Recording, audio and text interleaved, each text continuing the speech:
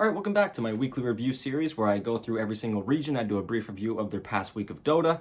Now rounding out all the regions that I've done covering week 2 and week 3, I am now on to China, which of course has not played any upper division matches yet. That actually starts up in just a few days, which is super exciting, as of course China is one of the most influential pro scenes in the entire DPC.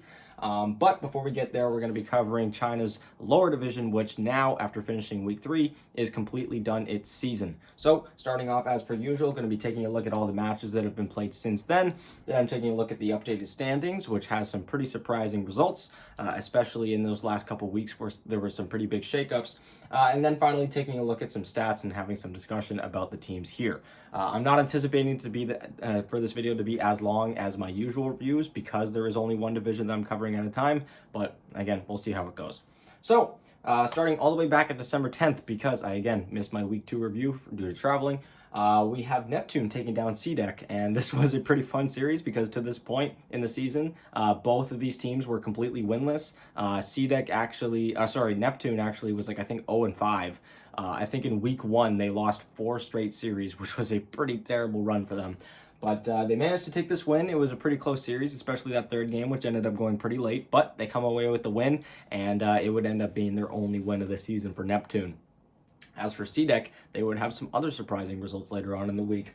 So, but later that day, first off, we have Extreme taking down Shenzhen 2-0. Extreme Gaming kind of didn't have as many games at the start of the season, so they were a little bit behind in the standings, but they had a lot of games in hand. I believe at one point they were 1-1 though, so they didn't get off to the fastest start ever, but they did make up for it in the coming weeks. On December 12th, we have YBB Gaming taking down CDEC 2-0. So again, CDEC to this point, after losing to Neptune, are now the only team in the division to this point that are winless. And, you know, it was pretty rough at this point, but teams were really appreciating those free wins that they could get, as this division would end up being very close all the way to the finish.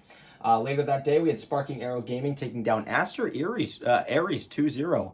Aster at this point was first place in the division. They were looking like a clear favorite to finish top 2, especially with just the fact that they've got a pretty solid roster with White Album coming in from the the upper team. They've looked pretty solid, but they kind of have a little bit of a fall from grace at the last second, and it would end up biting them a little bit, as now they will not be attending the upper division for the next tour.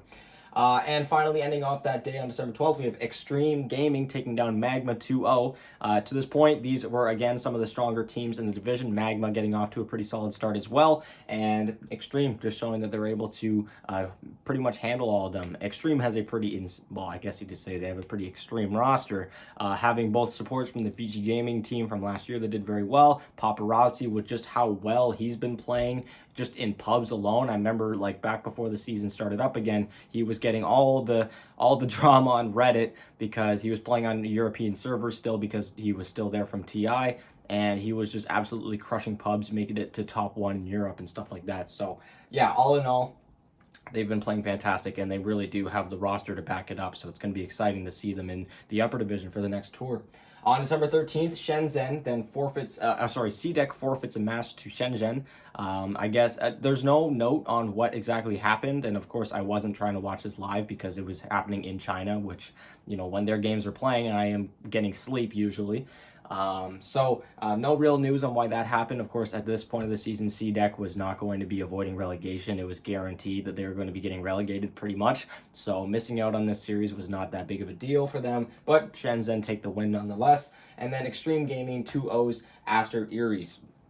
So again, Aster Ares really having a rough last couple weeks after having such a good start and looking so promising at the start of the season.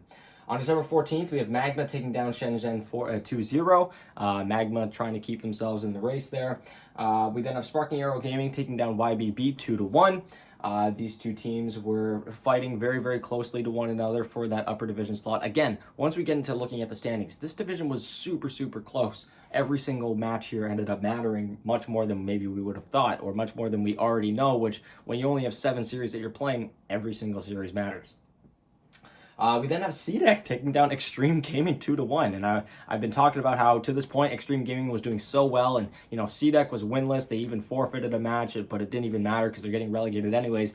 and suddenly they take down the number 1 team in the division. So this is why I say some weird things can happen in Dota, and there's no such thing as a free win. This is why you have to play every single series, because CDEC just took down Extreme Gaming, who is looking like probably the strongest team in this division. So that was a little strange.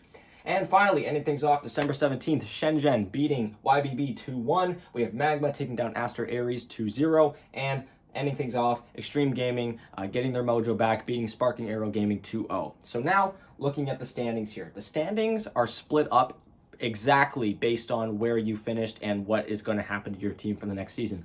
If you finished top 2, you had a 5-2 record, and those were to Extreme Gaming and Magma. Extreme moving up 5 spots since my last review. Again, they didn't have as many matches near the start of the season as they did near the end, so that makes a lot of sense that they were able to climb up so much. Magma moves up 1 spot. They were tied for second, I believe, in my last review. They make their way up to first with a 5-2 record. In third place, and there were 4 teams tied for third place that was just 1 win short from tying the teams in first place. We have Sparking Arrow Gaming up 2 spots. We have Shenzhen up 1 spot. We have YBB down 1 spot, and we have Aster Ares down 2 spots. So again, Aster Ares, they were first place after my first week's review. They dropped down all the way to third place, and they were just 1 win away from being tied with those top 2 teams. And then for the bottom 2 teams, we have Neptune and CDEC, who are 1 and 6 each.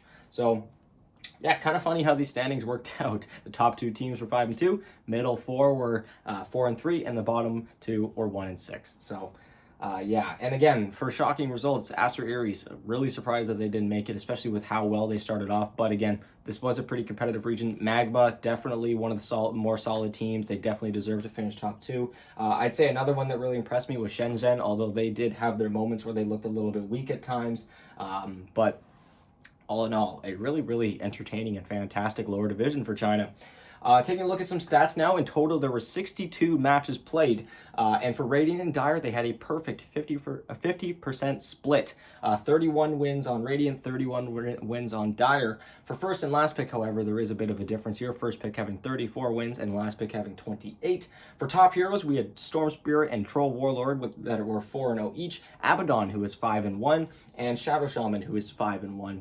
Oh, sorry, Abaddon is 6-1, Shadow Shaman 5-1. For worst heroes, we have Lion, who is 0-5, Chaos Knight, who is 0-4, and Snapfire, who is 5-14, which isn't as terrible as maybe some other heroes. Like, there were some heroes that were, like, say, 1-4 or something like that. But with just the amount of games that Snapfire was picked and only 5 wins on 19 games, I thought I should probably put her on there. As for most banned, we have Weaver showing up with 43. No real surprise there. Hero's been showing up on the ban list in literally every region, every division. We have Monkey King with 42, same scenario. And then we have Templar Assassin with 39. A hero that's been more and more popular when it comes to getting picks. Definitely not getting banned as often as other heroes like Weaver or Monkey King or like Invoker or Io. But has been a popular hero nonetheless. For top teams now, when it comes to GPM, and now that the season's done, these are your final results for everything, I should add. Extreme leads the way with 23.86. We then have YBB with 22.47, and then Shenzhen with 22.35. Following that, on top XPM, Extreme leads the way once again with 29.48, Magma with 27.41, and YBB with 27.05. We then have for KDA, Extreme leading the way once again with 5.36. Then Aster Ares with 3.85 and Magma with 3.78. So Ares showing up on the top KDA, but yeah, it's so bittersweet for all of these teams that finished technically tied for third place, as you know, they just barely missed out on finishing top 2 and having tiebreakers, but you know, they'll have time to re-up. As for right now, this division looks very close. And now that we have so many of these close together teams sticking in there and some more teams coming in through open qualifiers, this is still going to be a very, very competitive and very, very closely knit lower division for China. I really recommend, if you guys have not watched lower division China DPC, if you want to watch it next tour, please do. It's been really entertaining. For players now, sorry, I got a little sidetracked. Leading the way, we have Lu, I believe from YBB Gaming, with 687, Keiko with 670, and MKS with 669. MKS actually leads XPM as well with 751. Paparazzi with 711, and Lu with 688. And at the top of the KDA, we have Jay with 7.61. We have Paparazzi with 7.59. And then we have the Magma mid laner, who doesn't have an English translatable name. So I just tried to write his name in Mandarin. I apologize terribly if that is terribly written, but he is third place with 7.09 KDA. So a lot of very high KDAs there. So yeah, thank you guys so much for watching. This has been my little brief review of China's lower division. I know that I said there would be a little bit of a discussion at the video, but I feel like I kind of peppered that in throughout, mainly talking about just how close and competitive this region was. You know, Aries kind of falling out of favor a little bit while still having a lot of really good teams in this division, like YBB and Shenzhen, who really would have been unknown to people that wouldn't watch this DPC otherwise, and have been really, really solid. Sparking Euro Gaming dropping down from the upper division, but they aren't able to get quite back there quite yet, but they look good nonetheless. As for Neptune and C-Deck, C-Deck has had a real fall from grace. They, of course, were in the upper division in the last tour. They dropped down to the lower division, and now they're out of the DPC. So they are a big org. I'm sure they can manage to bring in some fresh new players and come in through those open qualifiers again, especially if they're able to pay them more than some other teams. But we'll have to see. Getting booted out of the DPC definitely does not feel very good. So, yeah, thank you guys so much for watching. Feel free to check out the rest of my content. I upload every single day. If you're at all curious about anything DPC related, feel free to join the Discord, subscribe to the channel, like, share, comment, all that kind of stuff. And, yeah, I'll talk to you guys tomorrow with another video. Bye. It's the Power Rankings tomorrow.